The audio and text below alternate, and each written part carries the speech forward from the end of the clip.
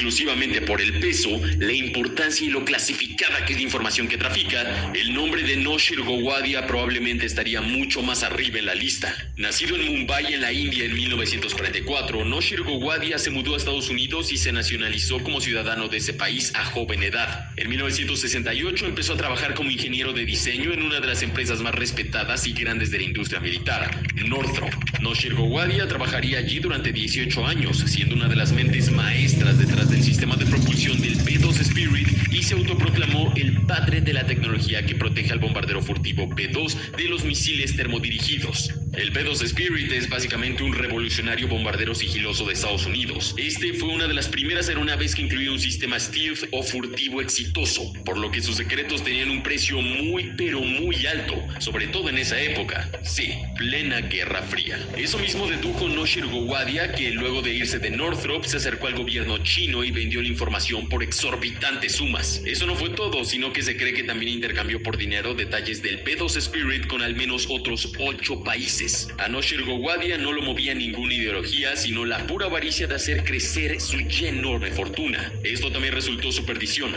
El exceso de dinero en sus cuentas llamó la atención de las autoridades estadounidenses y eventualmente llevó a su captura. Confesó haber compartido información clasificada, tanto verbalmente como en documentos, presentaciones informáticas, cartas y otros métodos para establecer la credibilidad tecnológica con los clientes potenciales para futuros negocios. Gowadia también fue acusado de ayudar a diseñar tecnología furtiva para misiles chinos y de lavado de dinero. Entre 2003 y 2005, Noshir Gowadia realizó 6 viajes a China, conspirando para ocultar algunas de sus visitas, consiguiendo que los agentes fronterizos dejaran sellos de inmigración fuera de su pasaporte. La ciudad que más le interesaba era Chengdu, sede del Chengdu Aircraft Industry Group y también de la empresa que desarrolló el caza furtivo J-20 de Chengdu. También se le acusó de intentar vender tecnología furtiva clasificada al gobierno suizo y empresas de Israel y Alemania. En otras ocasiones, Gowadia proporcionó grandes cantidades de información clasificada a personas de un tercer país no especificado, mientras impartió un curso sobre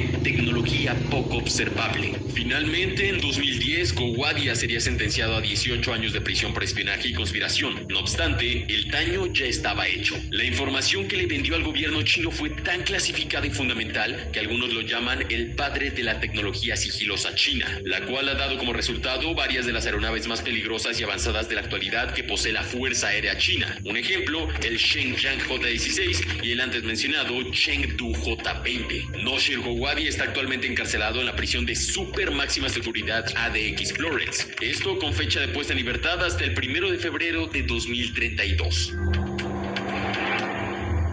Número 8. Eli Cohen. Luego de trabajar como espía judío en Egipto, Eli Cohen se mudó a Israel para alistarse en la Mossad. Durante 2 semanas, Eli Cohen fue sometido a vigilancia y se le consideró apto para el reclutamiento y el entrenamiento.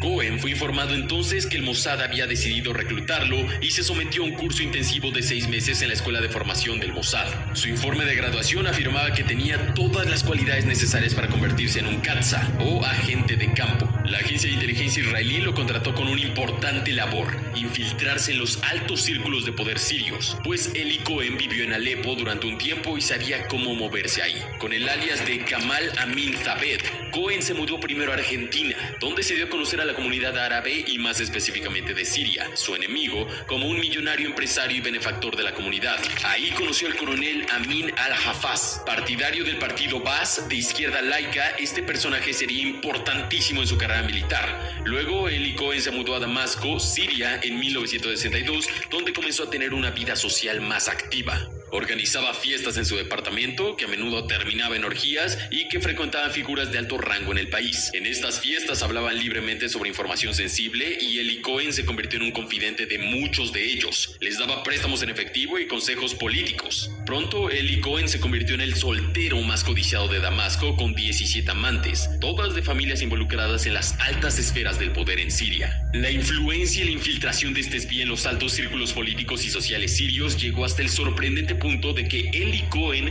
fue considerado seriamente para ser viceministro de Defensa de Siria, en lo que hubiese sido una de las hazañas de espionaje más impresionantes de toda la historia moderna. Imagina eso, un espía que logró volverse autoridad de defensa en el país al que estaba espiando. Es algo brutalmente impresionante. Es imposible sobreestimar la cantidad de información clave que Eli Cohen recaudó durante los siguientes años para la Mossad. Era un sujeto extremadamente inteligente, eficaz y que hablaba fluidamente 5 idiomas distintos. Participó en varias operaciones encubiertas israelíes durante la década de 1950, aunque el gobierno egipcio nunca pudo demostrar su participación en la operación Goshen, una operación israelí para sacar clandestinamente a judíos egipcios del país y reasentarlos en Israel debido a la creciente hostilidad en Egipto. Su logro más famoso fue la gira por los Altos del Golán, en la que recopiló información sobre las fortificaciones sirias de la zona. Según una historia no confirmada pero muy creíble, fingió compasión por los soldados expuestos al sol e hizo plantar árboles en cada posición, colocados estratégicamente para dar sombra. Se dice que las fuerzas de defensa de Israel utilizaron los árboles como marcadores de objetivos durante la Guerra de los 6 días, la cual le permitió a Israel capturar los Altos del Golán en tan solo 6 días. En 1964, Cohen regresó a Siria. El espía comenzó de nuevo a transmitir mensajes codificados a los israelíes, a menudo emitiendo a la misma hora cada día, un error que facilitaría a la contrainteligencia siria rastrear su transmisor. Probablemente ayudados por equipos de detección de radio soviéticos, soldados sirios irrumpieron en el apartamento de Eli Cohen a principios de 1965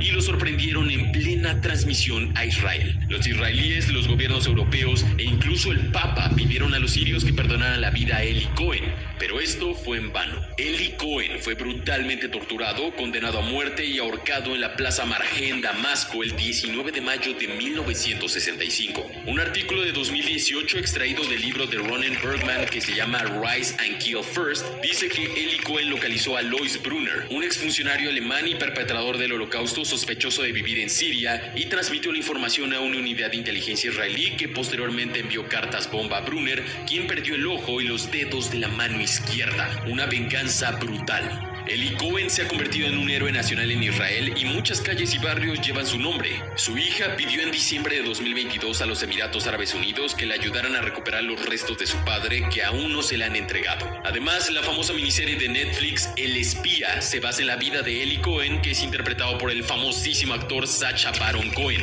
Una serie muy recomendada, pero incluso la historia real es mucho más impresionante.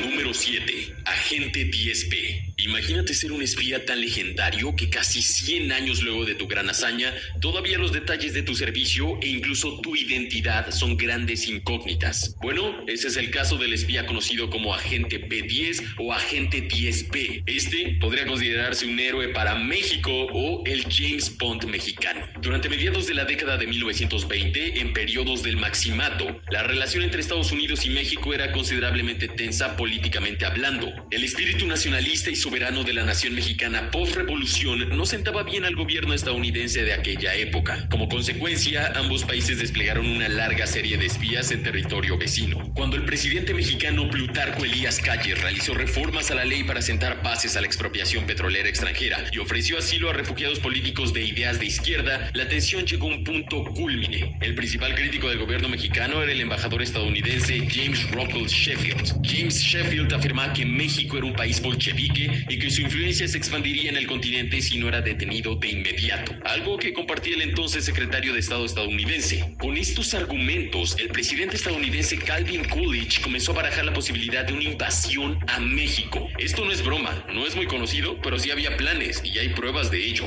Fue en ese momento que apareció la figura del agente 10B, un misterioso agente del cual no se sabe ni su nacionalidad, género, ni nada sobre su vida más allá de su seudónimo. El 24 de enero de 1927, el agente 10B le envió al gobierno mexicano una infinidad de documentos extremadamente clasificados estadounidenses, donde se detallaba el plan de la invasión, conocido como Plan Verde. El agente siempre firmaba las cartas que enviaba al gobierno mexicano con respetuosamente 10B. Es por eso que ese es el nombre con el que se le conoce. En aquel importantísimo documento acompañado de una carta de 10B, este dijo lo siguiente: el presidente estadounidense Calvin Coolidge ha decidido invadir México poniendo en operación el Plan Verde. Le informo que en la Casa